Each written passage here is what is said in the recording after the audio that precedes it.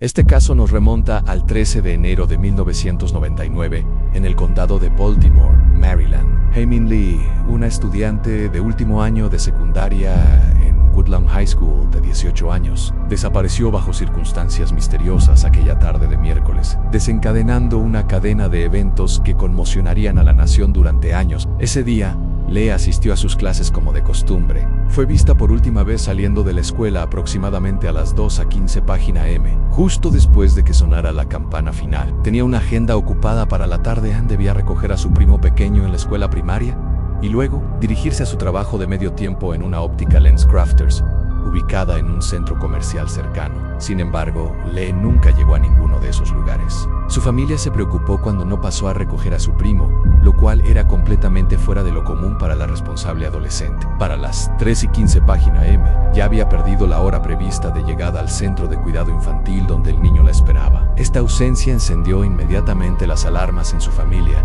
que conocía a Lee como una joven puntual y confiable. A medida que avanzaba la tarde y no había rastro de ella, la preocupación aumentaba. Alrededor de las 5 página M, su familia decidió contactar a la policía para reportar su desaparición. Los oficiales comenzaron llamando a varios amigos de Lee en un intento por localizarla. Entre los contactados estaba su exnovio, Adnan Said, que en ese entonces tenía 17 años.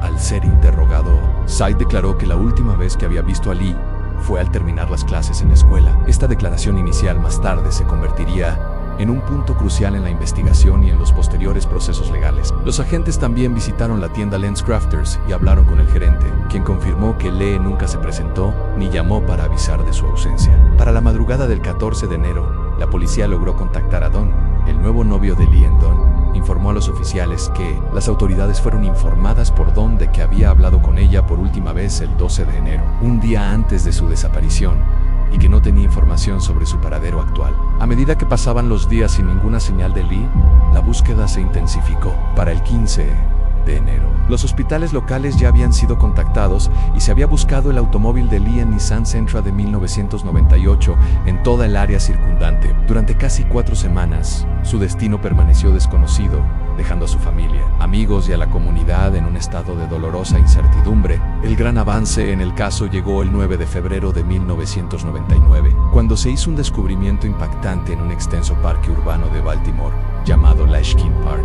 Ese día, un hombre llamado Alonzo Sears estaba en el parque cuando se topó con una escena perturbadora. Mientras se aliviaba en una zona apartada del parque, descubrió un cuerpo parcialmente enterrado. Inmediatamente alertó a las autoridades, dando inicio a la siguiente fase de la investigación. El parque era conocido localmente como un lugar donde a veces se arrojaban cuerpos. La ubicación del cuerpo de Lee, parcialmente oculto en una tumba poco profunda, sugería un intento deliberado de esconder evidencias de un crimen. Al llegar a la escena, los oficiales de la ley comenzaron a examinar y recuperar el cuerpo. Los restos fueron pronto identificados como los de Lee, poniendo un trágico fin a la búsqueda de la adolescente desaparecida. El descubrimiento de su cuerpo transformó el caso de una investigación de persona desaparecida en un homicidio. La autopsia reveló que Lee había muerto por estrangulamiento manual, proporcionando a los investigadores información crucial sobre la naturaleza del crimen. Pocos días después, una llamada anónima sugirió que la policía debía enfocar su investigación en Adnan Said, el exnovio de Lee. A medida que avanzaba la investigación,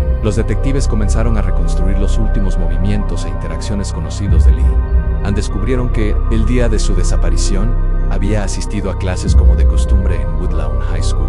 Varios de sus compañeros reportaron haberla visto al final de la jornada escolar, con el último avistamiento confirmado alrededor de las 2:15 página M, cuando salía del recinto escolar. La investigación policial dio un giro significativo cuando comenzaron a interrogar a Jay Wilds, un amigo de Said. Hay proporcionó una declaración a la policía que se convertiría en central para el caso contra el exnovio de Lee. Según Hay, Said había expresado intenciones de matar a Lee y había solicitado su ayuda para enterrar el cuerpo después de confesarle el asesinato el 13 de enero. Hay afirmó que Said le mostró el cuerpo de Lee en la cajuela de su automóvil en el estacionamiento de Best Buy. Este relato, de ser cierto, situaba a Said directamente en la escena del crimen e implicaba su participación en el asesinato. Sin embargo, es importante señalar que la participación y el testimonio de Jay se convertirían más adelante en uno de los aspectos más controvertidos del caso. El relato de los hechos de Jay cambió varias veces durante la investigación y los juicios posteriores. lo que generó dudas sobre su credibilidad y la fiabilidad de su testimonio. El 16 de febrero de 1999, la policía de Baltimore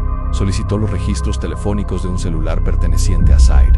Estos registros más tarde desempeñarían un papel crucial en el caso de la fiscalía contra él, aunque su confiabilidad también sería cuestionada en los años siguientes. La investigación culminó el 28 de febrero, cuando Syed fue arrestado en las primeras horas de la mañana en su casa. Fue acusado de asesinato en primer grado, a pesar de tener solo 17 años en ese momento. La familia de Syed contrató a la abogada defensora Cristina Gutiérrez para representarlo. Gutiérrez era una abogada muy conocida en Baltimore en ese tiempo, con una reputación de ser una defensora feroz de sus clientes. Sin embargo, su manejo del caso más tarde se convertiría en un punto de controversia y en un elemento clave. El primer juicio comenzó en diciembre de 1999, pero fue de corta duración. Durante una discusión privada entre Gutiérrez y el juez William Cordes, el juez hizo un comentario que Gutiérrez interpretó como una acusación de que estaba mintiendo. Sin darse cuenta de que algunos miembros del jurado estaban al alcance de escuchar, ella objetó en voz alta ante lo que percibió como una acusación.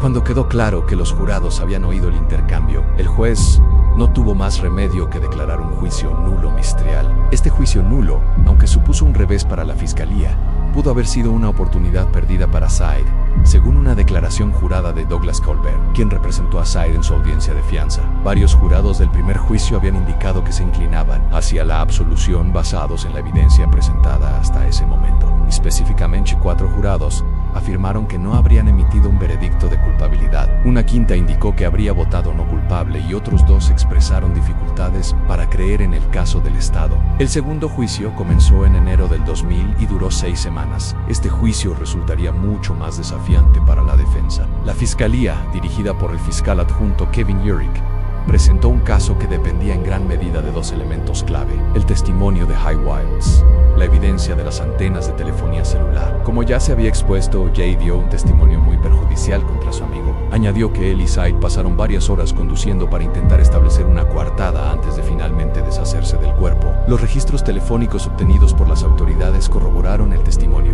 El 5 de febrero del 2000, tras una deliberación de 2 horas, el jurado declaró a Syed culpable de asesinato en primer grado, secuestro, detención ilegal y robo. Syed permaneció calmado mientras se leía el veredicto y, según se informó, dijo: "Estaré bien. Tengo fe en el Señor, sé que no la maté. El Señor sabe que no lo hice". La condena de Syed fue restablecida en una decisión de 2 contra 1. El tribunal determinó que Yang Lee no había recibido aviso suficiente para asistir a la audiencia en persona y que los fiscales no habían explicado en detalle las razones para anular la condena de Syed.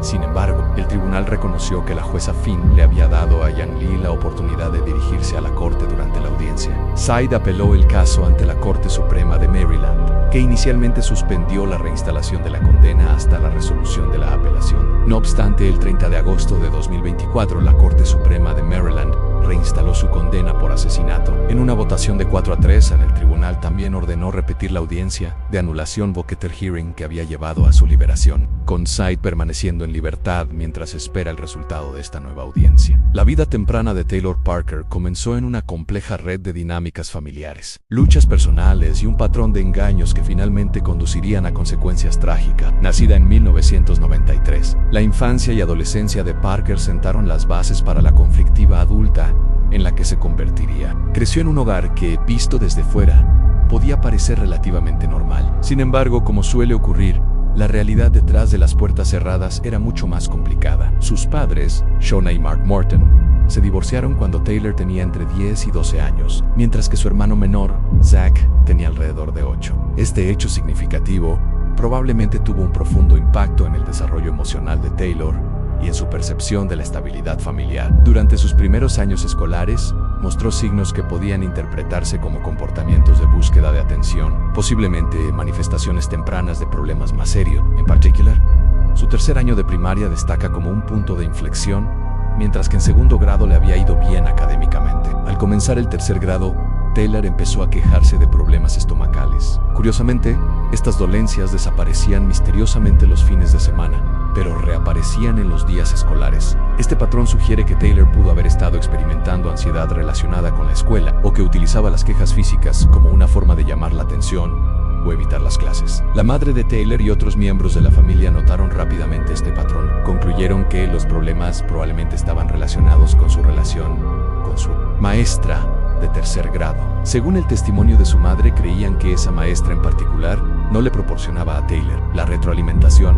o la atención que ella buscaba. Este incidente temprano es significativo, ya que puede haber sido uno de los primeros casos en los que Taylor aprendió a utilizar quejas físicas o problemas de salud fabricados para manipular su entorno o ganar simpatía de los demás. A medida que Taylor avanzaba en sus años escolares, se involucró en el cheerleading competitivo durante la secundaria middle school. Esta actividad le brindó un sentido de pertenencia y logro, además de una salida para su energía y su deseo de atención.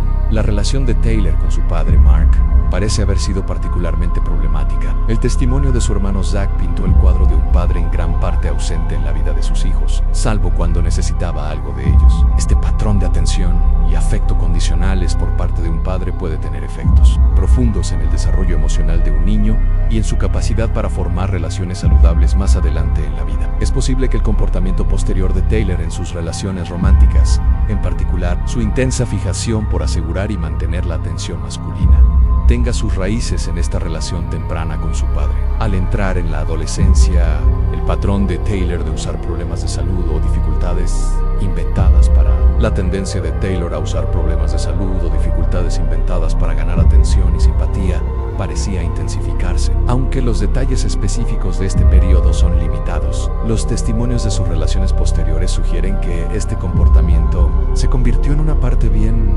establecida de su vida cotidiana. El primer matrimonio de Taylor con Tommy Way Casey resultó en el nacimiento de 2 hijos. Esta entrada temprana en la maternidad y el matrimonio sugiere que Taylor pudo haber estado buscando estabilidad y un sentido de propósito a través de esos roles tradicionales. Sin embargo, los eventos que siguieron indican que tuvo dificultades para lidiar con las realidades de esas responsabilidades. En 2014, a los 21 años, Taylor se sometió a una ligadura de trompas. Esta decisión de prevenir permanentemente futuros embarazos a una edad tan joven fue considerada inusual y puede indicar que estaba experimentando un estrés significativo o incertidumbre sobre su rol como madre. No obstante, el impacto emocional de esta decisión parece haber sido profundo. Según el testimonio, Taylor quedó extremadamente afectada por el procedimiento, lo que sugiere que pudo haberse sentido confundida o en conflicto con su elección, o que no comprendía plenamente las implicaciones a largo plazo de la decisión. Al año siguiente, 2015,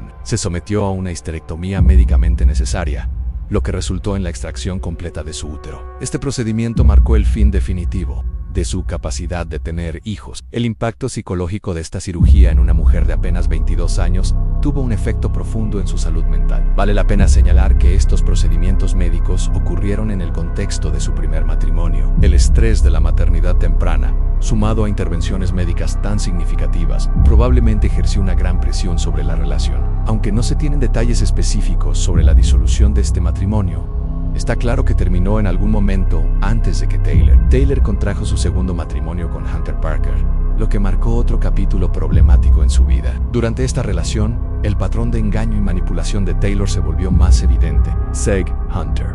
Taylor no reveló su incapacidad para tener hijos hasta después de casarse. La omisión de una información tan crucial sugiere un profundo miedo al rechazo y una disposición a engañar, con tal de mantener una relación. A lo largo de su matrimonio con Hunter, Taylor afirmaba sufrir una variedad de problemas médicos. Incluso llegó al extremo de fingir convulsiones, aparentemente en un intento de mantener intacta la relación. La desesperación de Taylor por tener un hijo, particularmente una hija, se convirtió en un tema dominante en su vida después de la histerectomía. Les dijo a sus amigos que había sido diagnosticada con cáncer de útero, utilizando esta invención como explicación para su incapacidad de concebir. En un movimiento particularmente manipulador, ofreció a 2 de sus amigas $100,000 cada una para actuar como sus gestantes subrogadas. Ninguna aceptó, pero aún así, demuestra hasta dónde estaba dispuesta a llegar. Las mentiras de Taylor sobre embarazos y partos se volvieron cada vez más elaboradas durante este periodo. Contó a personas que había sufrido abortos espontáneos de gemelos y que había perdido a otra hija inmediatamente después del nacimiento.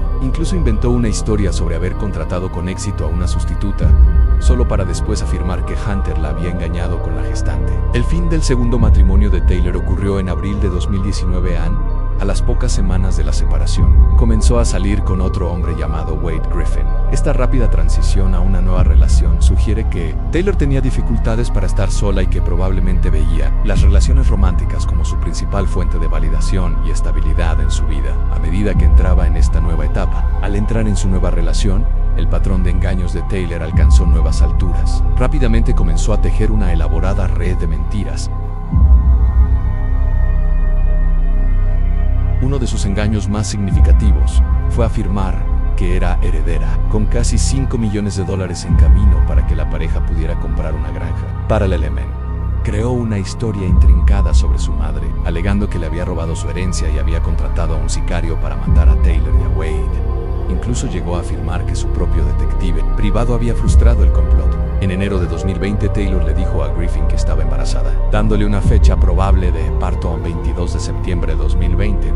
Este anuncio llegó apenas unos meses después de que comenzaran a salir en 2019, pero por supuesto Griffin no tenía idea de que Taylor en realidad era incapaz de concebir. Para vender la mentira de su embarazo, Taylor utilizó diversas tácticas. Reutilizó imágenes de ecografías de embarazos anteriores para probar que estaba esperando un bebé, mostrándoselas a Griffin y a otros como evidencia del progreso de su gestación. Incluso falsificó pruebas de orina, mostrando resultados positivos de embarazo. El método exacto que usó para manipular estas pruebas no está claro, pero fue lo suficientemente convincente como para engañar a quienes la rodeaban. Para evitar citas médicas que habrían expuesto su mentira, Taylor inventó historias adicionales falsas. Alegó que había amenazas de bomba en las clínicas donde debía realizarse chequeos, e incluso fabricó emergencias familiares ficticias para posponer o cancelar las visitas médicas. A medida que se acercaba la falsa fecha de parto y la gente esperaba ver señales más evidentes de embarazo, Taylor afirmó haberse sometido a una cirugía estética de abdomen tummy tuck. Usó esto como explicación de por qué no mostraba el tamaño esperado en una etapa tan avanzada de embarazo. La decepción fue tan completa que convenció no solo a Griffin,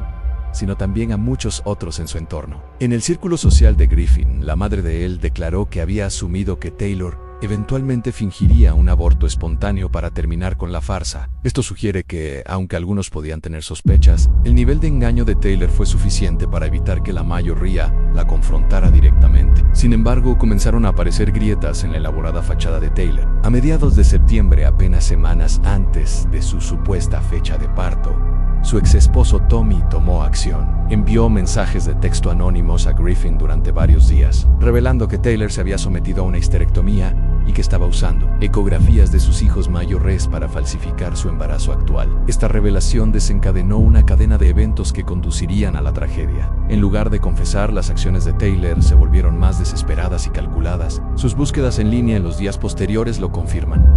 Comenzó a investigar lugares donde se reunían mujeres embarazadas, buscó protocolos de partos fuera del hospital y estudió los procedimientos de una cesárea. Quizá lo más escalofriante fue que Taylor admitió, ante un psicólogo forense durante la investigación, que había estado siguiendo y acechando a una paciente embarazada fuera de una clínica en París. Tejasan había aprendido las rutinas de esta mujer y la consideró como una posible víctima antes de finalmente apuntar a Regan Simmons Hancock. Regan era una joven vibrante, nacida el 14 de noviembre de 1998 en Hope, Arkansas. Con apenas 21 años, ya había construido una vida llena de amor, familia y un futuro prometedor. Amigos y familiares la describían como alguien que podía iluminar una habitación con su sola presencia. Tenía una habilidad natural para hacer que los demás se sintieran cómodos y valorados, un rasgo que la acompañó toda su vida. Creció en una comunidad muy unida, participó en diversas actividades y era conocida por su disposición a ayudar a los demás. En septiembre de 2019, Regan contrajo matrimonio con Regan. Se había casado con su novio de la secundaria, Homer Hancock.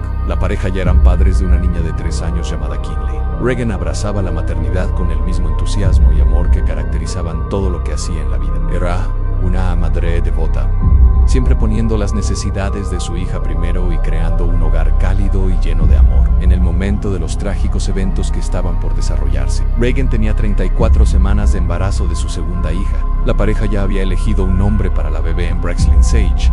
La anticipación por su llegada había llenado la casa de emoción. Regan se había dedicado a preparar todo para la nueva integrante de la familia, montando un cuarto de bebé y compartiendo con entusiasmo actualizaciones sobre su embarazo con amigos y familiares en las redes sociales. Regan y Taylor se conocieron a través de las redes sociales. Su relación, aunque no cercana, era lo suficientemente amistosa como para que Taylor incluso hubiera tomado las fotos de compromiso y boda de Regan. Esta conexión resalta la traición impactante que finalmente llevaría a su muerte. En los días previos al crimen, Regan continuaba con su vida habitual, equilibrando su rol de madre con los preparativos para la llegada de su segunda hija. Tenía controles médicos programados regularmente y gozaba de buena salud, sin complicaciones en su embarazo. Amigos que la vieron durante ese tiempo la describieron como radiante y emocionada. El 9 de octubre de 2020, el caso alcanzó su punto culminante en New Boston, Texas. El día comenzó como cualquier otro para Regan.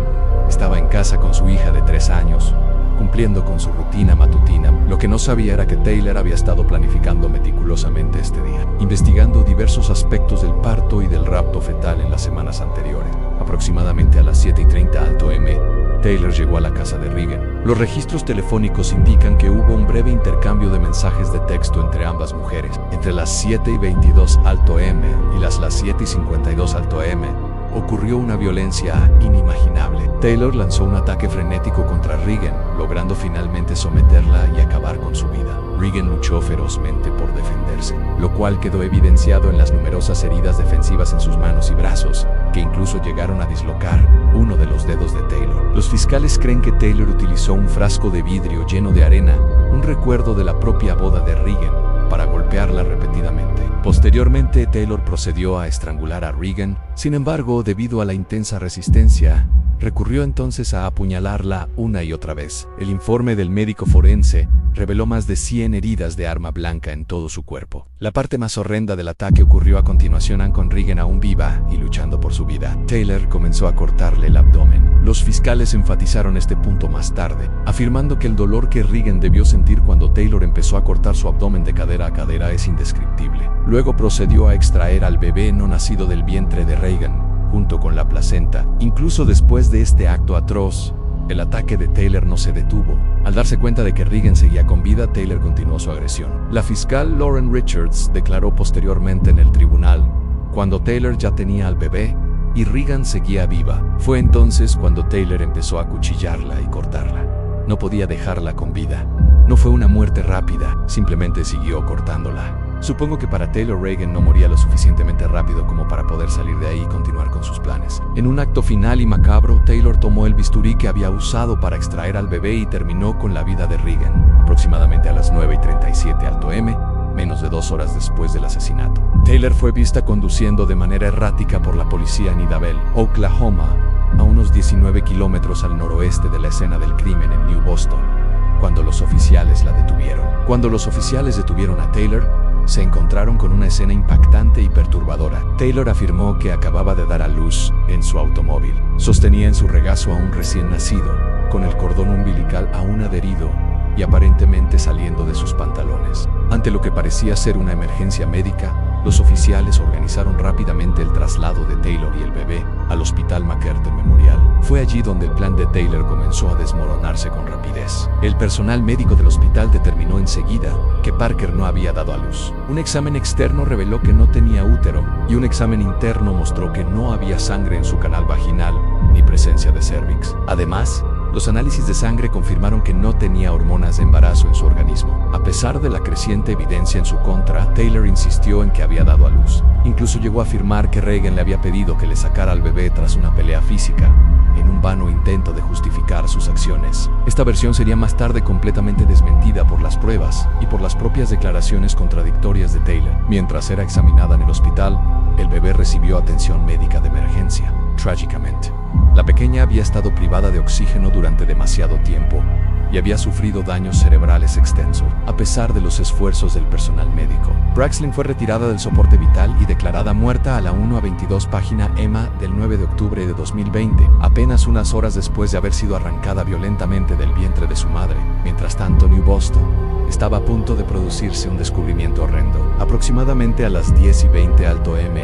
la madre de Regan, Jessica Brooks, llegó a la casa de su hija tras no poder comunicarse con ella y sentir preocupación. Allí encontró el cuerpo de Regan en el suelo, rodeado de sangre. Jessica llamó de inmediato a los servicios de emergencia. La policía respondió rápidamente a la escena y encontró a la hija de 3 años de Regan en la casa. La niña de 3 años fue encontrada en la casa físicamente ilesa, aunque es posible que hubiera presenciado parte del horrendo crimen contra su madre. Cuando los investigadores comenzaron a procesar la escena del crimen, rápidamente hicieron la conexión entre la mujer embarazada asesinada en New Boston y la mujer que afirmaba haber dado a luz en Idabel. La línea de tiempo de los eventos, la proximidad de los lugares y las circunstancias apuntaban a un vínculo directo. Se ordenaron pruebas de ADN para confirmar lo que los investigadores ya sospechaban, que Taylor Parker no era la madre biológica del bebé y que la niña pertenecía a Regan. Tras confirmarse la conexión, Taylor fue arrestada por secuestro y asesinato. En los días posteriores a su arresto surgieron más detalles sobre su elaborado plan para fingir un embarazo.